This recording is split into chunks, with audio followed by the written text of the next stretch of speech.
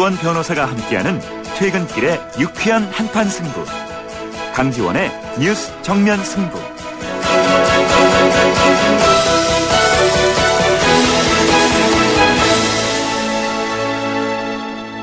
네, 강지원의 뉴스 정면 승부 3부입니다.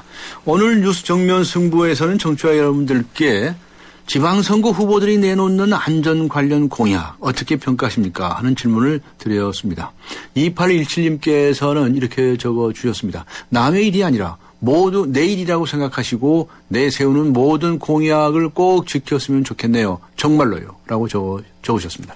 4872님께서는 세월호 사고 수습도 끝나지 않았는데 너도 나도 안전 관련 공약만 내세우는 모습은 보기 좋지 않습니다. 그리고 당선되신 분들은 꼭 공약을 지켜주셔야 합니다. 국민들의 안전을 위해서라도 꼭이라고 적어주셨습니다.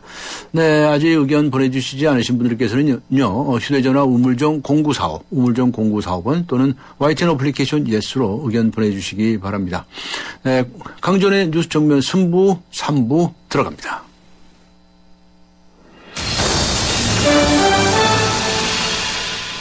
네, 오늘 홍명보 감독이 파주 NFC에서 2014 브라질 월드컵에 출전할 한국 대표팀 최종 명단을 발표했습니다.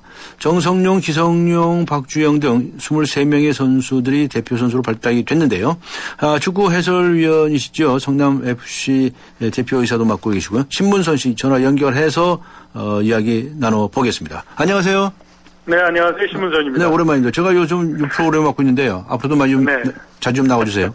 네. 네, 고맙습니다. 자, 오늘 브라질 월드컵에 출전할 대한민국 대표팀 최종 명단 발표되지 않았습니까? 네. 어떻게 보셨습니까? 23명의 월드컵 엔트리가 발표가 됐죠, 그죠? 네. 그것을 살펴보니까 유로파가 무려 9명이고요. 예. K리그가 6명이세요. 예. 그러니까 유로파가 전체 이제 배분율로 보면 39%가 되고. 네. K리그가 6명이니까 이제 26%가 되고요. 나머지는 J리그, 그리고 중국의 슈퍼리그, 그리고 이제 중동 리그에서 뛰고 있는 선수가 8명이 뽑혔거든요. 네. 이 자체를 놓고 보면 한국 월드컵 대표팀은 해외파 의존도가 높은 팀이다 이렇게 볼 수 있겠고요. 네. 다른 때보다 가장 높은 편이죠? 그렇죠. 다른 때보다 훨씬 높게 됐고요. 특히 유로파의 의존도가 높아졌다 이렇게 볼 수 있고요. 예. 오늘 그 엔트리가 발표되고 나서 각종 언론들이 관심을 갖고 보는 것은 과연 월드컵에 어떤 선수가 가장 기대되느냐 이제 이야기를 쓰고 있는데요. 그렇죠. 저는 이렇게 생각을 해요. 해외파의 의존도가 높다고 제가 말씀드리지 않았습니까? 네. 축구는 이제 23명의 엔트리 중에서 11명이 뛰게 되는데요. 그렇죠. 예상 베스트 11을 저보고 뽑으라면 네. 무려 9명이, 그러니까 제가 유로파 9명이라고 말씀드리지 않았습니까? 네. 유로파 9명은 베스트 11은 무조건 포함이 됩니다. 11명 안에 무조건 들어간다? 네, 다 들어간다. 그러니까 결국은 가장 기대되는 선수, 그러면 유럽에서 뛰고 있는 선수들이 한국 대표팀의 골격이다. 그러니까 이 선수들이 남아있는 기간 동안 부상 여부, 네. 그리고 훈련의 어떤 성과, 이런 것에 의해서 대표팀의 결과가, 그러니까 결과라는 것은 목표치로 지금 잡고 있는 원정 16강 또는 8강이죠. 예. 이 성과를 이룰 수 있다 이렇게 볼 수 있겠습니다. 네, 그렇군요. 반대로 아쉽게 탈락이 됐다, 발탁되지 못했다라고 보이는 선수도 있나요? 몇 선수가 있죠. 네. 국내 이제 축구 팬들이 가장 큰 관심을 가졌던 선수는 포항의 이명주 선수죠. 네. 지난 시즌에 이제 신인왕을 차지했었고요. 예. 올 시즌에 4골과 7개의 어시스트를 해서 일취월장하고 있는 선수인데요. 최근 미디어들이 가장 어떻게 보면 기사를 많이 쓴 선수 중에 하나거든요. 네. 9경기 연속 공격 포인트, 그러니까 골을 넣거나 어시스트를 기록한 그런 기록을 갖고 있는 선수거든요. 네. 이 기록은 K리그의 지금 최고 타이 기록이기도 한데요. 이명주 선수는 최근에 K리그를 통해서 최고의 활약을 펼쳤기 때문에 최종 엔트리 23명이 들어갈 것이냐 말 것이냐 여기에 관심들이 컸었는데 네. 아쉽게도 오늘 탈락이 됐고요. 뭐 특별한 이유가 있다고 보시나요? 특별한 이유가 있죠. 예. 어떻게 보면 본인이 네. 사실은 제가 일취월장이라는 표현을 썼는데 네. 기대 이상으로 올 시즌 잘 활약을 하고 있습니다만 네. 결국은 지금 당초에 베스트 멤버로 네. 뛸 수도 있고 엔트리는 무조건 들어갈 수 있었던 박주호 선수. 예. 박주호 선수가 부상 때문에 이번 엔트리에서 빠졌어요. 예. 네, 그리고 또 장현수 선수라고요. 이 선수 역시 최종 엔트리는 들어갈 것으로 본 해외파 선수인데 예. 이 두 선수가 이제 빠지면서 결국 이 두 선수가 수비 쪽, 특히 수비형 미드필드에 뛰는 선수들이거든요. 네. 이 선수가 빠지면서 결국은 이명주 선수가 빠졌다는 거죠. 아마 청취자 여러분께서는 제가 설명드린 것을 이해를 좀 못하고서 짧게 제가 부연 설명을 하면 예. 남태희 선수와 지금 박주호 선수 수비형 미드필더를 볼 수 있는 선수고 이명주 선수는 공격형 미드필더를 보는 선수거든요. 예. 근데 이 두 선수가 빠짐으로 인해서 수비형 미드필더에 꼭 필요한 선수 박종호 선수를 선발을 했어요. 한국영 선수하고요. 아, 네. 그러다 보니까 공격형 미드필더의 자리를 만들어서 이명주 선수를 뽑지 못했다는 거죠. 결국은 네. 이명주 선수가 결국은 본인은 잘하고 좋은 성과를 거뒀지만 다른 선수들이 부상으로 인해서 대표팀 엔트리에 지금 포함되지 못한 그런 아쉬운 경우가 있었습니다. 네. 그건 이제 위치를 이렇게 정하다가 보니 예, 그렇게 차례가 돌아오지 않은 경우다. 이렇게 이해해도 되겠네요. 그렇죠. 23명이니까요. 네, 네. 축구는 11명이 뛰지 않습니까? 네. 골키퍼는 부상 선수를 걱정을 해서 3명을 뽑습니다. 네. 나머지 이제 10자리를 2명씩 뽑으면 결국은 그것이 20명의 선수가 되거든요. 예. 그러니까 포지션 안배, 그 다음에 각개의 포지션에 2배수로 뽑다 보니까 결국은 이명주 선수는 앞서 말씀드렸듯이 본인은 잘했지만 아쉽게도 탈락하는 그런 어떻게 보면 희비가 교차됐고 어떻게 보면 이제 박종호 선수, 한국영 선수는 남태희 또 장현수 선수라든가 박조 선수가 결국은 부상으로 빠졌던 것이 선발이 되는 또 행운으로 연결이 됐다 이렇게도 볼 수 있을 겁니다. 네. 그런데 이 윤석영 선수라든가 김창수 선수는 좀 의외다 이런 평도 있던데요. 그렇죠. 윤석영 선수도 역시 앞서 말씀드렸지만 박종호 선수가 박주호 선수죠. 박주호 선수가 왼쪽 풀백과 수비형 미드필더를 겸할 수 있는 선수거든요. 네. 근데 이제 박주호 선수가 부상이 재발되면서 월드컵 시간까지 월드컵 시기까지 부상이 지금 다 낫지 않을 것으로 이제 의사의 그 판단 때문에 결국은 윤석영 선수가 뽑힌 거고요. 네. 김창수 선수도 오른쪽 풀백이 사실은 한국 대표팀의 가장 큰 위크 포인트거든요. 네. 이용 선수가 있긴 합니다만 오른쪽 풀백 자리를 놓고 차두리 선수 이야기도 있었습니다만 지금 가시화에서 뛰고 있는 김창수 선수가 최근에 다소 컨디션이 좋아졌고 사실 이제 부상 때문에 대표팀에서 그동안 멀어졌었는데 네. 그 대체 선수로 뽑았던 박진포 선수, 성남에서 뛰고 있는 선수죠. 네. 또 신광훈 선수 이런 선수들을 선발했었습니다만 기대 이상의 평가를 받지 못했기 때문에 네. 결국은 김창수 선수가 지금 말씀하신 대로 의외로 말이죠 선발이 되는 그런 결과로 또 이어졌습니다. 알겠습니다. 전반적으로 어떻게 잘 뽑아다 보이십니까? 뭐 미흡한 점이 있다고 보십니까? 자, 홍명보 감독은 집을 짓는 목수죠. 네. 그러니까 홍명보 감독이 애들보로 쓰던 석가래를 쓰던 말이죠. 네. 자신이 짓는 집이기 때문에 홍명보 감독의 선택을 전 존중을 하고요. 네. 어떤 집을 지을 것인지는 남아있는 기간 동안 홍명보 감독이 잘 선택을 하고 또 전략을 잘 짤 것으로 저는 이렇게 기대를 합니다. 네. 그 박주영 선수라든가 기성용 선수라든가 좀 부상 같은 거 또 네. 컨디션 같은 거 이런 게 좀 문제가 될 수 있지 않을까 싶은데 어떻습니까? 괜찮겠습니까? 네, 지금 아주 좋은 그 중요한 점을 지적을 하셨는데요. 예. 박주영, 기성용 선수가 지금 팀에서는 뛰질 못하고 부상 때문에 한국으로 들어와서 치료를 병행하면서 훈련을 하고 있지 않습니까? 예, 그렇습니다. 그러다 보니까 이제 다소 비판적인 그런 지금 시각으로 보고 있습니다만. 네. 홍명보 감독은 대한축구협회 입장에서는 월드컵 그러니까 시기까지 시간이 없는데. 네. 만약 소속팀에서는 게임 뛰는 선수 중심으로 모든 훈련 스케줄이 이어지거든요. 예. 그러니까 박주영 선수와 기성용 선수를 불러들여서 빠른 치료와 더불어서 별개의 훈련을 통해서 선수들의 컨디션을 끌어올리겠다는 그런 전략이거든요. 네. 이러한 그 전략적 선택으로 받아들이면 좋을 것 같습니다. 네, 아주 각오를 단단히 하고 있는 것 같아요, 선수들도. 자, 간단히요. 18강 진출 가능하겠습니까? 제가 볼 때는 16강까지는 16강. 기대를 합니다만 8강까지는 네. 제가 볼 때는 그렇게 쉽지는 않을 것이다. 그런데 이제 한국 축구의 특성이 있죠. 예. 어떻게 보면 우리가 이제 골프에서 핸디라는 얘기를 하잖아요. 예. 일본이나 축구 선진국 같은 경우는 어떤 팀을 만나도 자기의 핸디를 다 발휘하는 플레이를 하는데요. 네. 이제 한국 팀 같은 경우는 기복이지만 심한 단점이 있는데 또 예를 들어서 기가 살면 예상치 못한 결과를 우리가 끌어낼 수 있는 힘이 있거든요. 네네. 그런 어떤 주기, 그런 어떤 컨디션의 사이클을 저는 기대를 합니다. 네. 기가 살면 16강도 가능하다. 네. 네. 알겠습니다. 오늘 여기까지 듣도록 하겠습니다. 수고하셨습니다. 네. 네, 고맙습니다. 지금까지 프로축구 구단 성남FC 대표이사이자 축구 해설위원이시죠. 신문선 씨와 함께 했습니다. 지금 시각은 7시 20분으로 향해 가고 있습니다. 이 시각 교통 상황 알아보겠습니다. 박화영 캐스터입니다.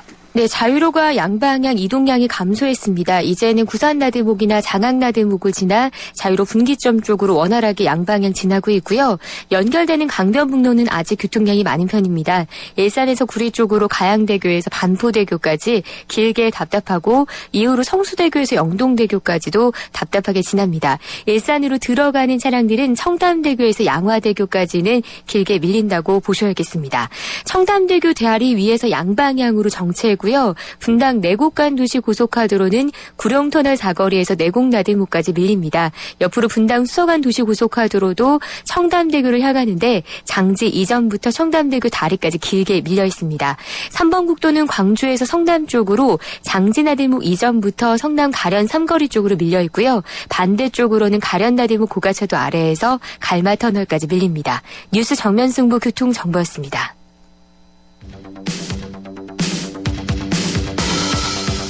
퇴근길을 함께하는 냉철하고 따뜻한 뉴스 정면 승부. 뉴스 정면 승부는 여러분의 참여를 기다립니다. 50원의 유료 문자 샵 0945와 YTN 라디오 스마트폰 어플리케이션 예스를 통해 여러분의 의견을 보내주세요. 뉴스 정면 승부는 여러분의 의견에 항상 귀 기울이고 있습니다.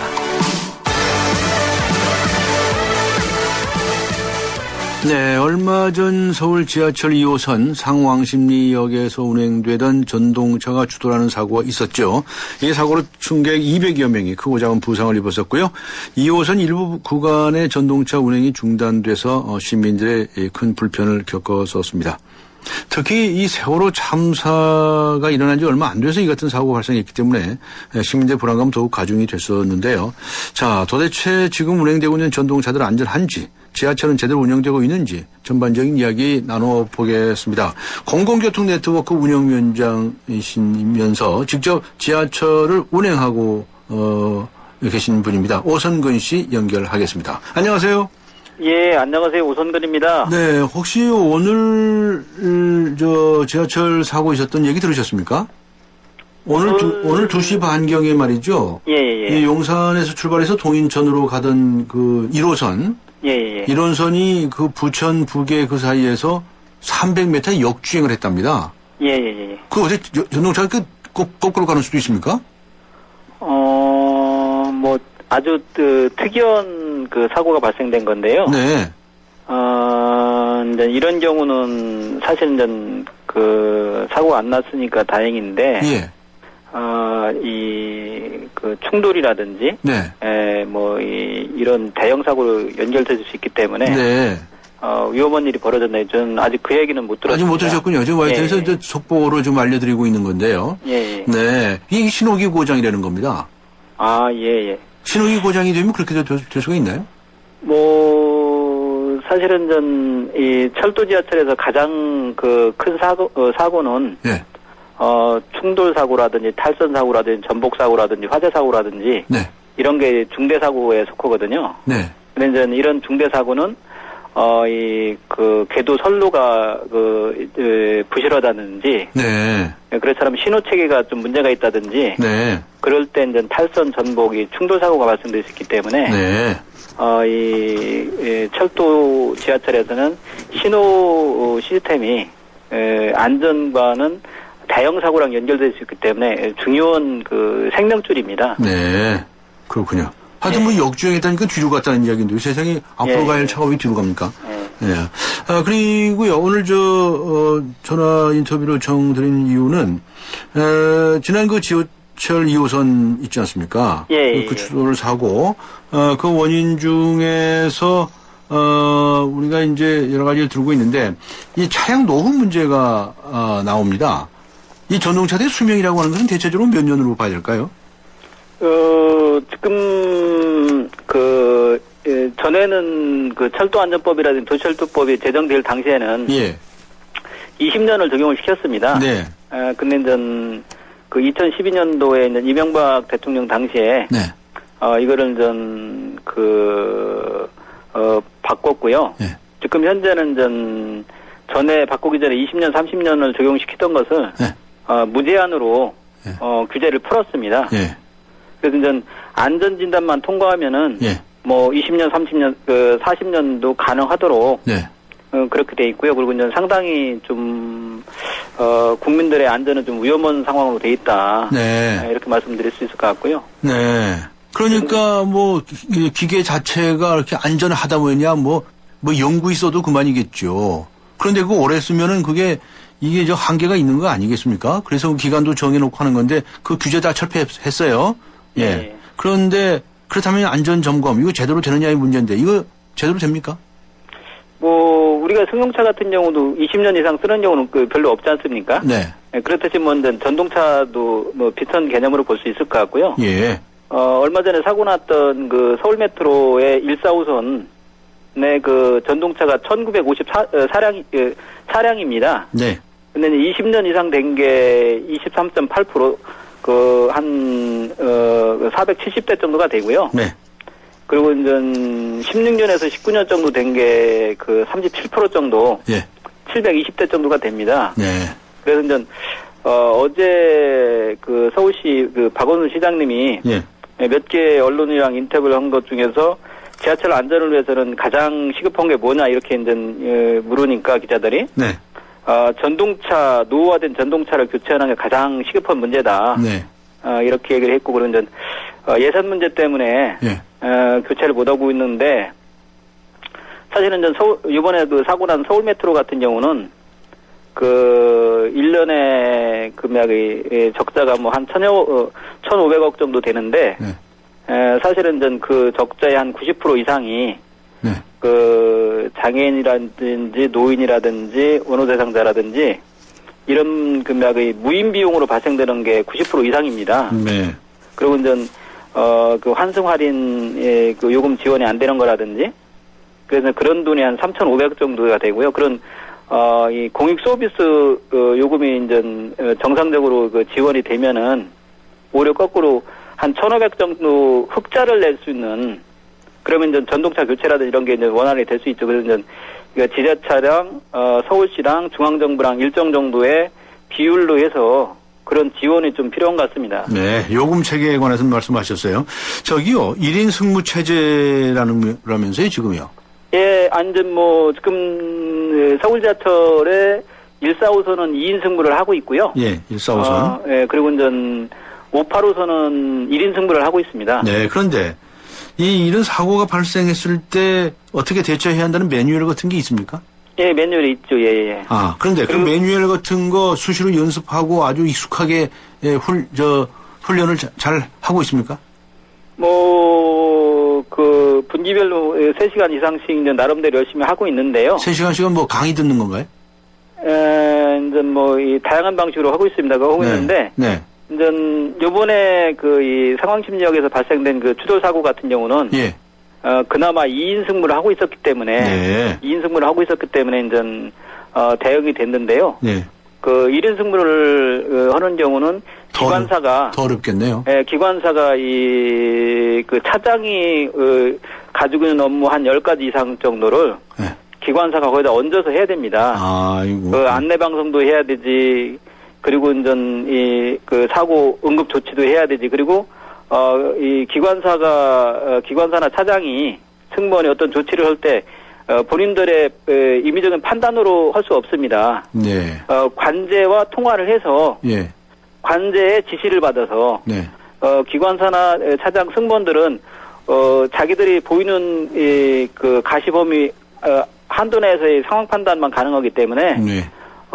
다른 선로에 이 차량이 운행이 어떻게 되고 있는 건지 그런 거를 살펴서 이 승객도 안내를 해야 되고 그러기 때문에 네. 안내 방송도 해야 되지, 관제 통화도 해야 되지, 무엇도 해야 되지. 사실은 2인 승무일 때는 조금 여력이 있을지 모르겠지만은. 그래서 이제 바꿔야 된다 이런 말씀이시죠? 예, 그리고 그 부분에 대해서는 가장 검증이 된 게. 네. 2003년도 대구지하철 화재 참사 때. 예. 1인 승무를 했거든요. 예. 그때는 모든 TV와 신문, 한국에는 모든 언론들이. 예. 2인 승무였으면 이런 대형 사고를 막을 수 있었다.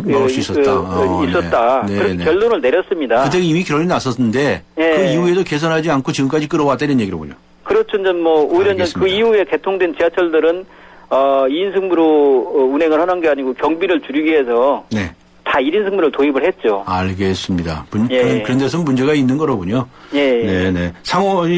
이 신호 시스템 오류 문제에 관해서는 또 지금 별도로 또 조사 중이니까요. 예. 그 결과를 또 지켜봐야 되겠습니다. 오늘 말씀 시간이 다 돼가지고요. 여기까지 여기서 마쳐야 되겠습니다. 수고하셨습니다. 예, 뭐 한 가지 좀 네네, 말씀하십시오. 이 안전은 예. 안전은 이 기술적인 대응도 필요하고 직원들이 잘 대응을도 필요하고요. 예. 근데 전 안전에 대한 예산 투자가 되지 않으면은 네네. 안전 확보가 어렵습니다. 네. 그리고 전 지금 현재 이 세월호 사고에서도 확인됐듯이 예. 이 안전보다 이 경영 합리화, 네네. 영리 우선 네. 이거를 먼저 추구하면 안 되고요. 그리고 전 네. 세월호 사고에서도 이 기후가 안 좋기 때문에 한 2시간 정도 기다렸지 않습니까? 네.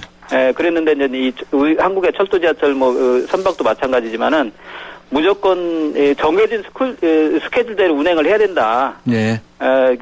운행 우선주의에 빠져 있습니다. 네. 그래서 전 안전한가를 확인한 다음에 네. 안전이 확인된 다음에 운행을 하는 네. 선 안전 후 운행 네. 이 좀 필요하다고 생각합니다. 알겠습니다. 무슨 말씀이신지. 수고하셨습니다. 감사합니다. 예, 감사합니다. 네, 지금까지 예. 공공교통 네트워크 운영위원장인 오선근 씨와 함께 했습니다. 안녕하세요. 초보 운전자 수지입니다. 도로는 무섭고 차는 왜 이리 많은지 엄마야. 그래서 저는 살아있는 친구를 만났어요. 반응형 블랙박스 유라이브. 와, 정말 살아있네. 유라이브. 살아있는 블랙박스 유라이브. 네, 지방선거 후보들이 요즘 내놓는 안전 관련 공약 어떻게 평가하십니까? 오늘 뉴스 정면 승부가 청취자 여러분께 드린 질문이었습니다. 4871님께서는요. 안전 관련 공약들은 기필코 지켜져야 합니다. 당선된 후에 잊어버리시면 안 돼요. 라고 적으셨고요. 9455님께서는 나중을 위해서라도 개선할 부분들은 개선되고 새로운 안전 대책들이 필요하다면 공약 내세운 건 좋다고 생각해요. 꼭 지켜주세요. 라고 적어주셨습니다. 네, 휴대전화 우물정 0945번 휴대전화 우물정 0945번으로 의견 받고 있습니다. 잠시 후 4부에서 뵙겠습니다. 서양 고전음악을 완성시킨 천재 작곡가 악성 베토벤. 그의 음악적 잠재력을 일깨워준 사람은 스승인 크리스티안 네페 선생님이었습니다. 네페 선생님은 지루한 이론과 반복적인 연습을 강요하지 않았습니다. 이탈리아와 프랑스, 독일의 유명한 오페라를 감상할 기회를 마련했고 어린 베토벤이 음악에 대해 더 깊이 느끼고 생각할 수 있도록 이끌었습니다. 가르치는 것이 아니라 깨우치는 교육, 아이들의 잠재력을 활짝 꽃피우는 우리 교육의 희망입니다. 이 캠페인은 I am the key, 눈높이 대교와 함께합니다. 김대리. 그 자네 아버님 입원하셨다면서? 네. 요즘 아내가 병원에서 아버님 돌보느라 힘들어해요. 아니, 이 사람이 아직도 포괄간호 서비스를 모르나? 보호자가 곁에 있지 않아도 간병인을 따로 구하지 않아도 병원의 간호 인력이 환자의 회복을 도와드리는 포괄간호 서비스. 간병 부담은 줄어들고 입원 서비스의 질은 올라가고 포괄간호 서비스 병원. 지금 바로 확인해보세요. 이 캠페인은 보건복지부와 국민건강보험공단이 함께합니다. 한국의 뉴스 채널 YTN. 네, 강전의 뉴스 정면 승부 4부 문을 엽니다. 잠시 후에 세상을 바꾸는 정면 승부 시간을 가질 텐데요. 한국 매니페스토 실천본부 이광재 사무총장과 함께 세월호 참사 이후에 육사 지방선거 향방에 대해서 이야기 나눠보겠습니다. 4부 들어갑니다. 한때 보리 하나로 콜라와 싸워 전설이 되신 분이 계셨지. 국내 최초 보리탄 산업료로 콜라의 아성을 흔들었던 맥콜. 진수를 맛보리 맥콜.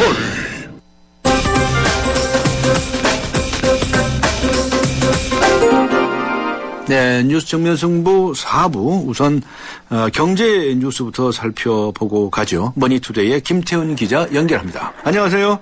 네, 안녕하세요. 네, 이 삼성의 승계 구도의 핵심으로 꼽히는 삼성 SDS. 삼성 SDS가 올해 안에 거래소 시장에 상장하기로 결정했다는데 이게 무슨 의미가 있는 소식입니까?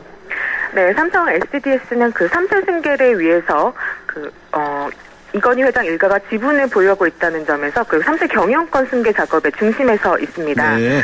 승계를 위해서는 삼성 SDS 상장이 수반될 것으로 관측돼 왔는데 오늘 그 삼성그룹이 삼성 SDS를 올해 안으로 상장할 것이라고 밝혔습니다.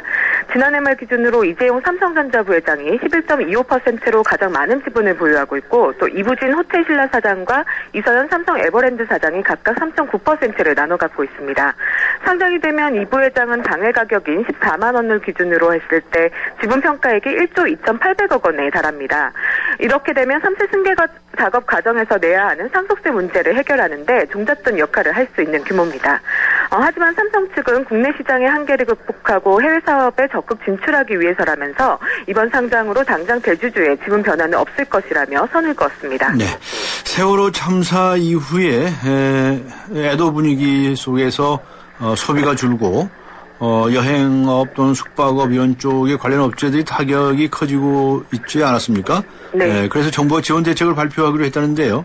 네, 정부가 내일 대통령 주재로 긴급 민생대책 회의를 열기로 했습니다. 네. 세월호 사고 이후에 피해 지역과 또 업체에 대해서 지원책을 마련하기 위해서인데요. 특히 진도와 안산 등 그 피해 지역의 어민과 영세 사업자들에 대한 지원책이 발표될 예정입니다. 세제 지원과 함께 그 예약 취소 사태로 어려움을 겪은 여행과 숙박업에 대한 각종 금융 지원도 포함될 것으로 보입니다. 네. 그리고요, 담배값이 전체 소비에서 차지하는 비중이 8년째 하락을 했네요. 그 소식은 괜찮은 것 같은데 반면에 술값은 또 계속 늘어난다면서요? 네, 전국 2인 이상 가구 기준으로 지난해 담배 소비 규모가 월 평균 17,263원으로 집계가 됐습니다.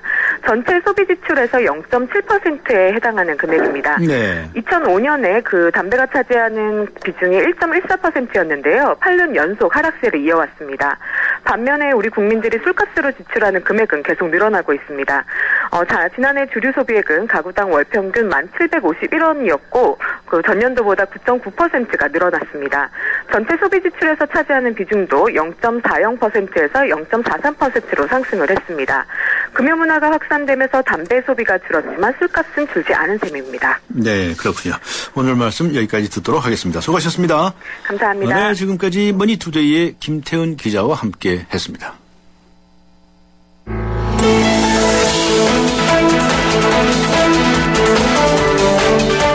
세상을 바꾸는 정면 승부.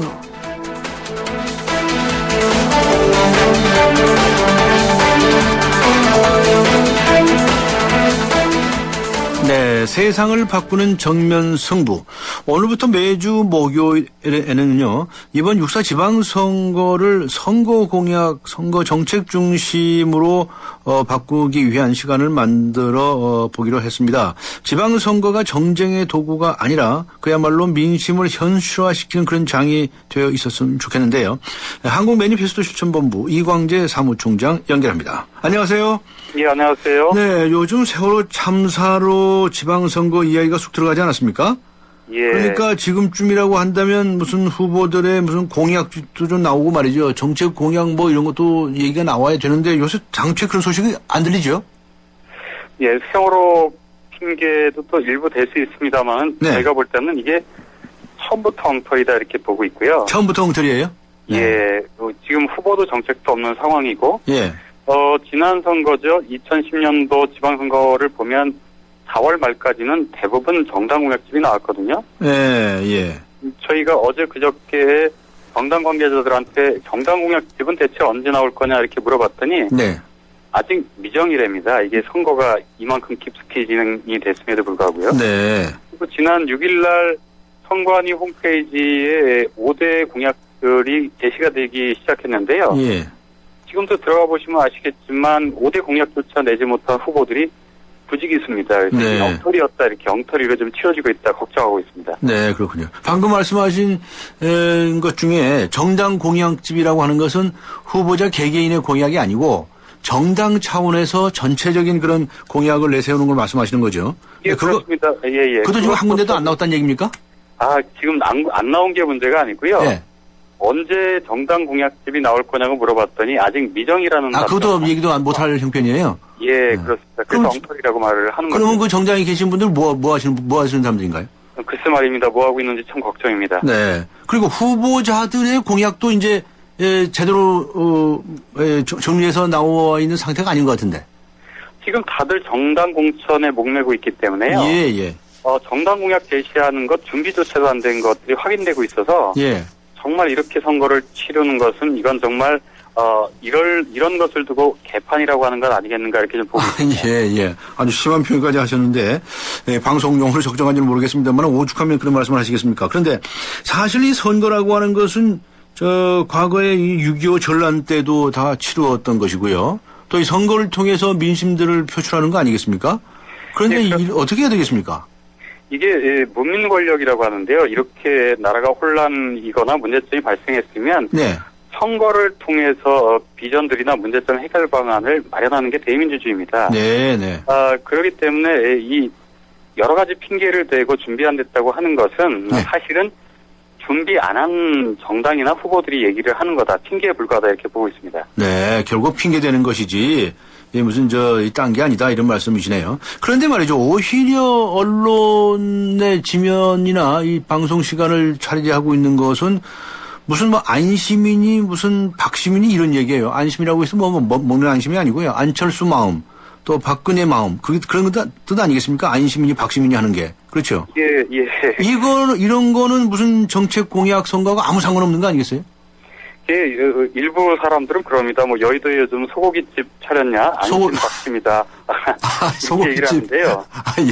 예, 선거에서는 민심을 읽어야죠. 네. 이게 안심 박심만 가득하고 이러면 눈살을 찌푸리게 할 수밖에 없습니다. 그리고 이게 560 그 독재 시절 때 들었던 얘기하고 좀 비슷할 수 있게 들리는데요. 네. 유력 정치인들의 마음을 읽는 또 그 사람들의 마음을 얻었다고 하는 게 과연 유권자들 입장에서 선거에서 무슨 관심이 있냐 이렇게 문제 제기를 하는 거고요. 네. 별로 좋지 않아 보입니다. 네. 그런 게 이제 유력자 중심으로 하는 패거리 작당 정치의 전형적인 모습이죠. 예, 그렇죠? 이게 패거리 정치의 부활이라는 비판을 하고 있습니다. 예. 사람들 그 중심으로 모여가지고 아주 후보자들이 유권자들은 무시하고 말이죠. 자기들끼리 노는 그런 선거를 한다는 이야기인데 참 그런데 이런 풍토에는 말이죠. 이 신문 방송 책임이 크다고 생각합니다. 도대체 이런 것만 보도를 해요. 제대로 된 정책이 조금씩이라도 나오면 그걸 보도를 해줘야 되지 않겠습니까? 맞습니다. 언론들 책임이 좀 크다고 이 부분의 문제에서는 강하게 좀 지적하고 싶은데요. 예. 며칠 전에는 또 그 기자분들이 반성문을 쓰셨다고 하는데 반성문을 조금 더 쓰셔야 될 것 같은 게요. 예. 요즘에는 그 안심 박심 이런 논란을 넘어서 선거 보도를 하는 걸 보면 선후회 관계였다라고 하든지 동창 관계였다라고 하는 것을 앞다퉈서 보도를 하고 있는데요. 그런 게 이렇게 중요한 겁니까? 이게 개인적 인연에 불과하지 이게 지역 비전과 무슨 관계가 있냐고 얘기를 하는 거고요. 예. 이게 흥미가 정책 보도하면 없다 이렇게 얘기를 하는데 지난 2010년도 지방선거 이후에 유권자 조사를 보면 사실은 월드컵 보도보다 정책 공약에 더 관심이 있었다는 응답이 더 높았습니다. 그런데도 어제부터는 월드컵 엔트리 보도 이런 것들로 또 이제는 월드컵 보도로 좀 넘어가고 있는데요. 네. 이거는 좀 반성을 좀 하셔야 될 것 같습니다. 네. 그렇죠. 그 보도를 얘기할 때 언론인들이 뭔가 좀 생각을 좀 바꿔줘야 될 것 같은데 사실 이 정책 문제를 가지고 이슈화하고 서로 토론한다고 하는 것이 이 국민의 관심을 안 끄는 게 아닙니다. 과거에 왜 좀 무상 시리즈 왜 그런 논란이 있지 않았습니까? 예. 그것도 일종의 크게 보면 그것도 일제의 정책과 이념의 이런 논란으로 봐야 되지 않겠습니까? 그런 점에서 국민들의 관심이 있는 것 같은데요. 제가 생각하기엔. 굉장히 관심이 있는데요. 아마 유권자나 이런 국민들 약간 좀 낮춰보는 것 때문에 그렇지 않을까 생각을 해요. 유권자를 무시하는 거다? 예, 그럼요. 이 정책에 대한 그 개발에 네. 과거 선거 때 정당들이 그렇게 열심히 했던 거는 결국은 유권자들이 정책을 보고 계시다는 거거든요. 예. 그렇기 때문에 이제는 유권자 입장에서 좀 볼 필요가 있겠다 보고 있습니다. 네. 게다가 이건 또 뭡니까? 선거 관련해서 좀 뭐 부정 비리도 드러나고 있고요. 요즘 세월호 사태로 해서 조금 이렇게 크게 부각되지 않고 있는데 이게 부정 비리 이런 것들도 터져 나오고 있지 않습니까? 이 과거에 고무신 막걸리 선거라고 했고요. 예. 이게 결국은 검은 돈에 의한 선거인데 이 망령들이 지금 스물스물 자라나고 있어서 참 걱정입니다. 네. 새누리당 경우에는 경선 과정에서 돈을 살포한 후보들이 좀 적발이 되거나 관계자들이 적발돼서 수사에 들어간 상황이고요. 네. 새정치연합 같은 경우에는 당비 대납 문제가 불거져서 지금 경선에 파행을 겪고 있습니다. 네. 또 이렇게 좀 보이는 것들도 있고요. 보이지 않는 것들도 또 문제인데요. 네. 이 지방자치 문제하면 방만한 예산 운영, 부정부패 이런 건데요. 네. 이 권익위 발표를 보면 네. 선거에서 단체장의 인허가권을 중심으로 해서 선거를 음성적으로 도와주고 이후에는 난개발을 한다 이런 좀 지적들이 있습니다. 그래서 정책권 등들이 굉장히 중요한데 네. 이런 것들이 자꾸 세월호를 핑계대고 슬금슬금 자라나고 있어서 좀 걱정스럽습니다. 그런 식의 아주 터무니없는 개발 공약 같은 게 막 튀어나온다 이런 얘기죠. 예, 그렇습니다. 네. 썩었군요. 네. 이게 바로 잡아야 되는 건 유권자하고 언론들인데요. 이제부터 언론들이 좀 분발을 해주셔야죠. 알겠습니다. 자, 이 세월호 참사로 인해 가지고 말이죠. 지금 갑자기 너나 없이 무슨 안전 관련 공약들을 내놓고 있습니다. 좋은 공약을 내놓는 거야 나쁘다고 말할 것은 아닐 것 같은데 이거 어떻게 보시나요? 지금 좀 제대로 좀 좋은 공약들도 나오고 있습니까? 이걸 보고 공부하는 학생이 시험에 직면해서 허겁지겁한다 이렇게 보는 게요. 예. 사실 단체장의 권한을 보면 행정자치, 예. 안전자치, 예. 교육자치가 핵심입니다. 예. 이미 준비됐어야 되는 공약인데 갑자기 허겁지겁 이것저것 내놓는 거에 좀 공부하는 학생 같아 보인다 이렇게 하는 거고요. 예. 또 이런 안전 관련된 정책 공약은 재난 전문가가 중심이 돼서 오랫동안 토론이 되고요. 네. 그 지역에 이게 정말 맞는지를 아주 오랜 기간 동안 좀 확인을 해야 되는데 네. 너무 좀 급조된 공약이라서 좀 실효성이 떨어지지 않을까 이렇게 좀 의심이 좀 되고 있습니다. 과거 같은 경우에도 이런 정책들에 대해서 얘기가 많았는데 네. 매번 예산 타령만 했거든요. 예. 그런데 사실은 예산이 없었던 게 아니고 CCTV 설치나 이런 데 좀 집중이 됐지 사실은 그 국민안전이나 지역 도민 시민들 안전에 대해서 관심이 좀 덜했다가 요즘에 와서 호들갑 떠는 걸 보니까 좀 그런 비판적인 시각도 많은 것 같습니다. 네, 호들갑을 떤다. 네, 그런 말씀까지 하셨습니다. 호들갑도 떠는 건 떠는다고 치고 또 볼 것인데 그럼에도 불구하고 그러한 공약에나마 이 제대로 뒷받침할 만한 재원 확보 방안이라든가 이런 것들은 나와 있습니까? 돈 어디서 끌어다가 거기다 쓰겠다 이런 것들을 구체적으로 나온 데가 있습니까? 후보들조차 자기 공약이 총 몇 개가 됐는지 지금 확인하지 못하는 상황인데 그런 게 나올 리는 좀 만무하고요. 네. 대신에 재원 조달 방안을 물어보면 지금 국비, 도비, 민간방식 이렇게 좀 애매모호하게 애둘러가고 있습니다. 좀 얼버무리는. 네. 또 무슨 기존 예산 무슨 좀 절감해가지고 쓰겠다는 등 두리뭉실하게 넘어가죠. 예, 이게 가장 큰 문제인데요. 네. 이번 선거에서 당선되는 당선자, 단체장만 해도 단체장 공약에 이행되는 재원이 한 250조에서 470조 가량 될 거라고 보입니다. 이게 지금 민선 5기 시도지사의 공약 이행에 현재까지 약 한 250조가 투입됐고 다 이행됐을 경우에 270조 가량이 될 거라고 분석되기 때문에 그런데요. 민선 5기 지난 기수의 이 광역 단체장들. 예, 그렇습니다. 그래서 이번 선거에서 당선된 사람들도 그보다 적지 않겠다라고 보는데요. 네. 유권자 입장에서 보면 스마트폰이나 카드 청구서들도 꼼꼼히 살피는데 네. 이걸 검증하지 않고 그냥 백지임을 해줘버리면 네. 이게 나중에는 정치인들의 쌈짓돈처럼 쓰일 수 있거든요. 네. 그래서 이 정책 검증 특히 재원 조달 방안에 대해서는 아주 꼼꼼하게 판단해 하셔야 될 것 같습니다. 네. 그런데 유권자들도 할 말이 있어요. 도대체 무슨 언론이 보도를 해주거나 뭘 알려주거나 그래야 꼼꼼히 따져보든가 말든가 할 거 아닙니까? 그런데 도대체 방 안에 앉아가지고서 어떤 사람이 무슨 공약을 내세웠고 거기다가 돈이 얼마나 들어간다고 써놨는지 그런 소리가 없는지 알 수가 없어요. 이래가지고 까막눈 선거 아닙니까? 이런 정도 되면. 네, 그래서 매니페스토 본부가 7일이죠. 네. 국회의원회관에서 긴급 기자회견을 했는데요. 네. 시도지사 후보들에게 현안 이슈, 핵심 공약 우선순위, 공약 가계부 등 4대 분야 20개의 질문을 했고요. 공개 예. 질문했고요. 예. 또 오늘은 경기도 그 우회 브리핑실에서 기자회견을 하고 이렇게 순회 기자회견을 하면서 네. 답변서를 좀 받고 있습니다. 그래서 네. 이런 것들을 언론들에게 모두 분석을 해서 공개를 해줄 테니까 언론들이 좀 열의를 내서 정책 공약 분석을 좀 해달라 이런 부탁을 하고 있습니다. 네, 그렇군요. 인터뷰 중에 청취자분들께서 문자를 주셨습니다. 7878님께서는요. 지키지도 못하는 공약 우리가 왜 알아야 합니까? 이렇게 적으셨습니다. 얼마나 화가 나셨으면 이렇게 적으셨을까요? 1477님께서는 묻습니다. 정치인들 말을 믿습니까? 또 이렇게 적어주셨네요. 네, 화가 단단히 나셨군요. 6025님. 집으로 배달되어 와도 이게 지켜질 거라는 기대는 안 합니다. 실행되지 못할 것을 알기 때문입니다. 라고 적어주셨습니다. 참 많은 불신들이 깔려 있는데, 자, 매니페스토 정책 중심 선거라고 하는 것은 좋은 정책을 내놓고, 그리고 만일에 당선되면 그것을 반드시 지키라는 거 아니겠습니까? 이렇게 하기 위해서 지금 무엇을, 어떻게, 누가 노력을 해야 됩니까? 우선 후보자들은 어떤 노력을 해야 된다고 보십니까? 네, 여러 가지 그 호들갑스러운 선거 운동을 하는 건 사실은 후진적이고요. 예. 자기의 정책 비전, 구체적인 정책 비전을 놓고 유권자의 검증을 받겠다고 하는 마음가짐과 노력이 필요합니다. 지금 네. 정책도 없이 선거를 치른다고 하는 것은요, 얼굴만 보고 찍어달라고 하는 것이기 때문에 네.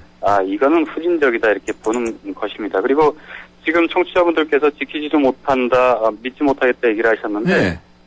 사실은 저희가 전수조사해 보면 70%는 지켜집니다. 예. 30% 지키고 싶지 않은 공약만 지켜지거든요. 네. 그래서 이 미국 유권자연맹에서 미국 유권자연맹 산하 프로젝트 보트 스마트라는 단체가 있는데요. 네.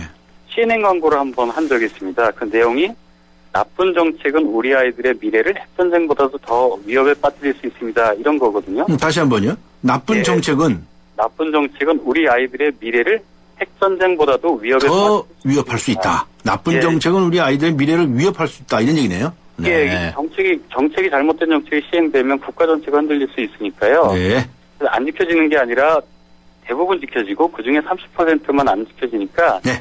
이런 것을 꼼꼼히 검증해서 그 정책을 잘 집행하는지를 또 나중에 감시하는 것 이런 것이 필요할 것 같습니다. 네, 오늘은 여기까지 듣도록 하겠습니다. 세상을 바꾸는 정면 승부. 네, 지금까지 한국 매니페스토 실천본부의 이광재 사무총장과 함께 했습니다. 수고하셨습니다. 예, 감사합니다. 안녕하세요. 초보 운전자 수지입니다. 도로는 무섭고 차는 왜 이리 많은지 엄마야. 그래서 저는 살아있는 친구를 만났어요. 반응형 블랙박스 유라이브. 와, 정말 살아있네. 유라이브. 살아있는 블랙박스 유라이브.